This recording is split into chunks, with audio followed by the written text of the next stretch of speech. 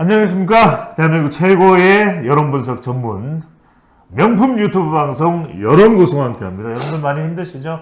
힘들고 외로우실 때, 그리고 밤에 잠 안 오실 때는 여러분들의 이 지식까지 충전하면서 행복까지 재충전해드리는, 리필해드리는 대한민국 최고의 유튜브 방송 여론고수와 함께해 주십시오. 자, 이재명 대표 지금 검찰 출두했다는 뉴스 막 쏟아지고 이런 걸 여러분들도 많이 보셨을 텐데, 자, 위례지구와 대장동 관련돼서 수사를 받아야 된다.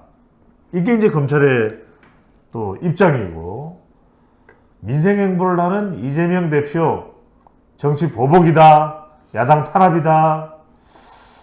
자, 수사의 가장 제일 핵심 포인트, 제일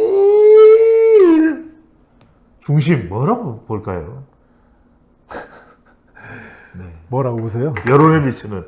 여론에 미치는. 예.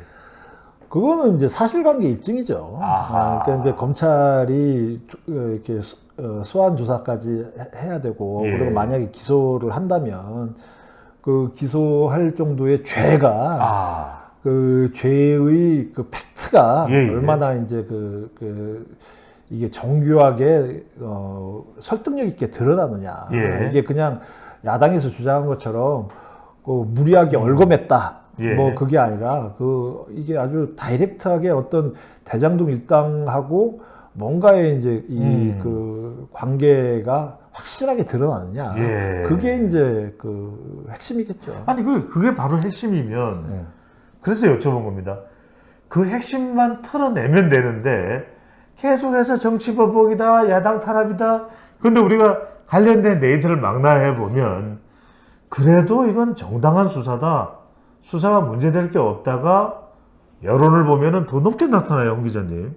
근데 그럼에도 불구하고, 끊임없이, 이재명 대표는 이건 정치보복이다, 야당 탄압이다.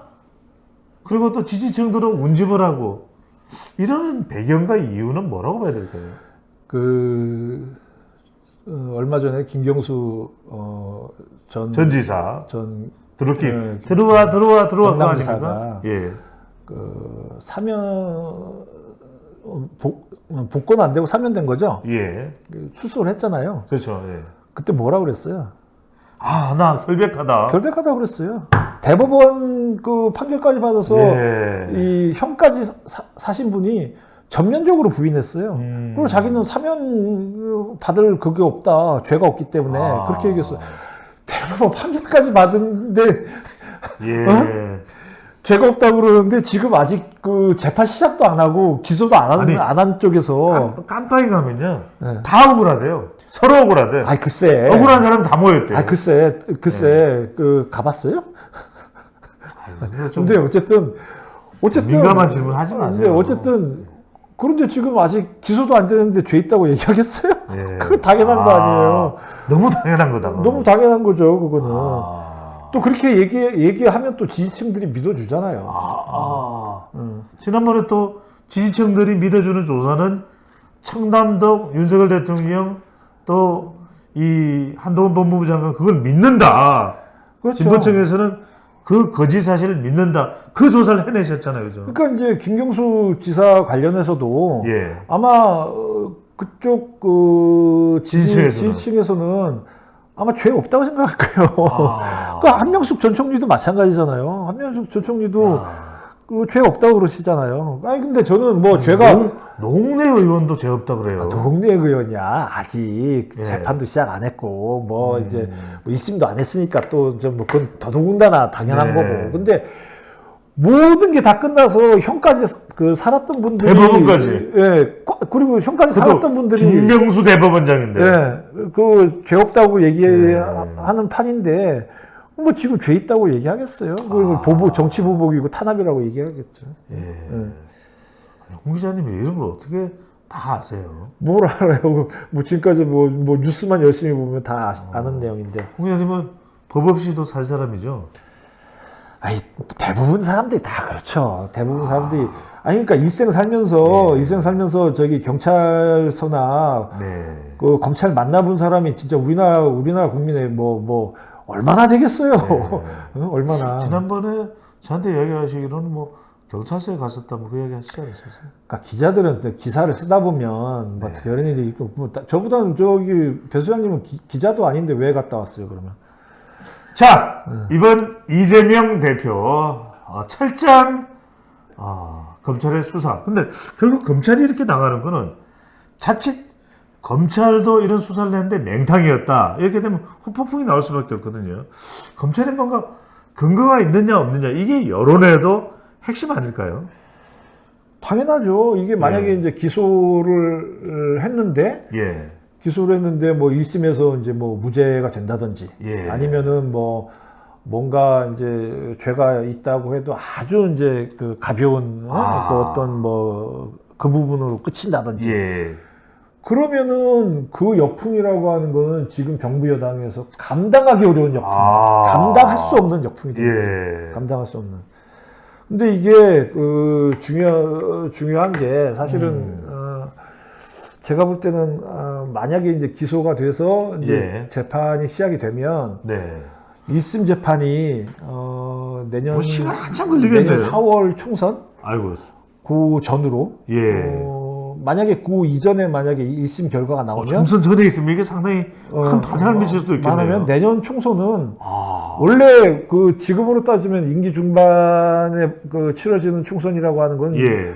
정권의 평가, 심판 뭐 이걸로 되는데 이제는 윤석열 정부에 대한 평가가 아니라 예. 이재명 재판에 대한 평가가 총선이 될 거다. 그러면은 그걸로 해서 윤석열 정부에 대한 평가 윤석열 정부가 그 평가에서 비껴가면서 엄청난 이득을 얻을 수도 있고 또 한편으로는 무리한 그 수사였고 무리한 기소였다라는 걸로 폭망할 수도 있고 지금 그 기로에 있어요.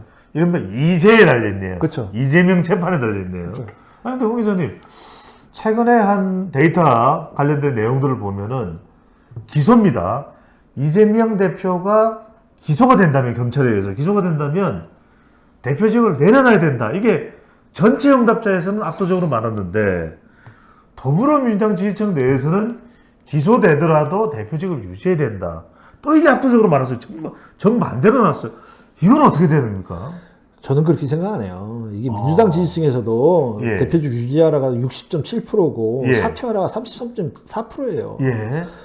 그러면은 민주당 지지자의 3명 중 1명이 사퇴하라는 건 엄청난 부담이에요. 사실은. 이게 반명, 비명으로 봐야겠네요. 그렇죠. 근데 그러면 이런 식으로 따지면 이거는 아마 민주당 내에서도 굉장히 당혹스러운 결과라고.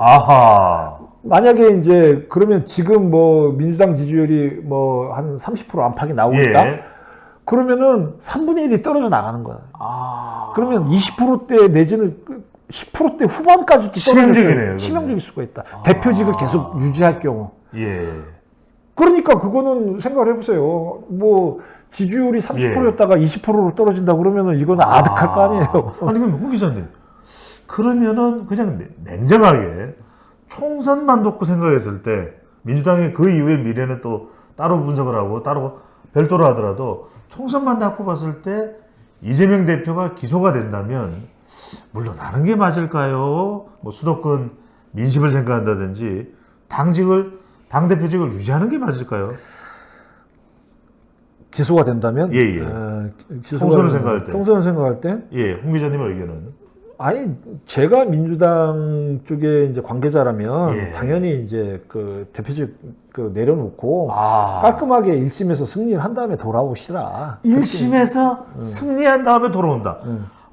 그게 지금 더불어민주당의 이상민 의원도 그 이야기를 하고 있는 거 아니겠습니까? 그래요? 저 이상민 의원하고 친해요. 그래요? 이상민 의원이 대전인데?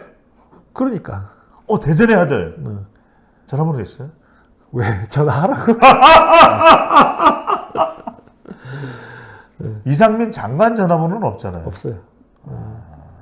이상민 의원은 5선인가? 지금 예. 5선인가 그렇죠? 뭐 정치 오래 하셨으니까. 네. 룰라 이상민 전화번호. 됐어요. 지금 네. 딴 얘기 하지 말고. 예. 그래서 자, 근데 중요한 것은 이렇게 이 검찰 수사를 계속 받는 거 결국 민주당 지지율에는 계속 부담이 될 수밖에 없지 않겠습니까?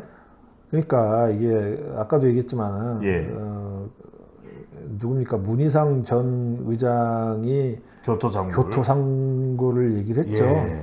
대안이 필요해요. 아하. 대안이 필요해. 이게 지금 뭐 구속영장 청구되고 기소되고 뭐 이러는데 이게 이거를 무리하게 그러면은 체포동의안을 또 이제 부결까지 시켜야 되고 첫 아하. 번째 국민 감정이 거기서부터 이제 나빠질 거란 말이죠. 예.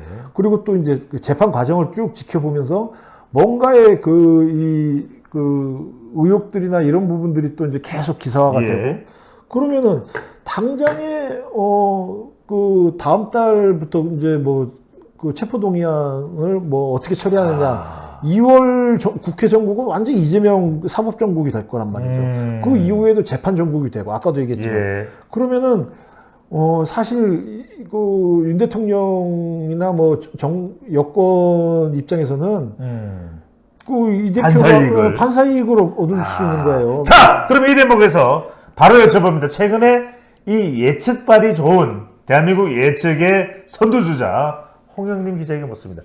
이재명 대안은 누굽니까? 누굽니까?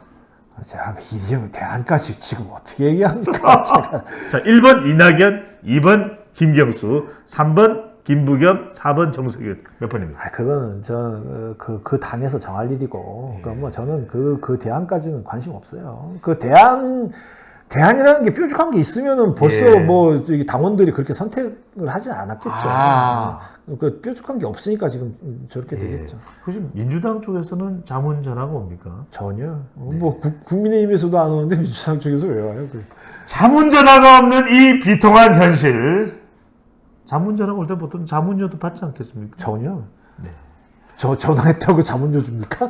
말도 안 되는 얘기. 알겠습니다. 자, 자문이 필요한, 자문을 받아야 되는 대한민국 최고의 저널리즘 분석 대기자 홍영림 기자와 함께했습니다. 저는 배종찬입니다. 감사합니다. 네, 감사합니다.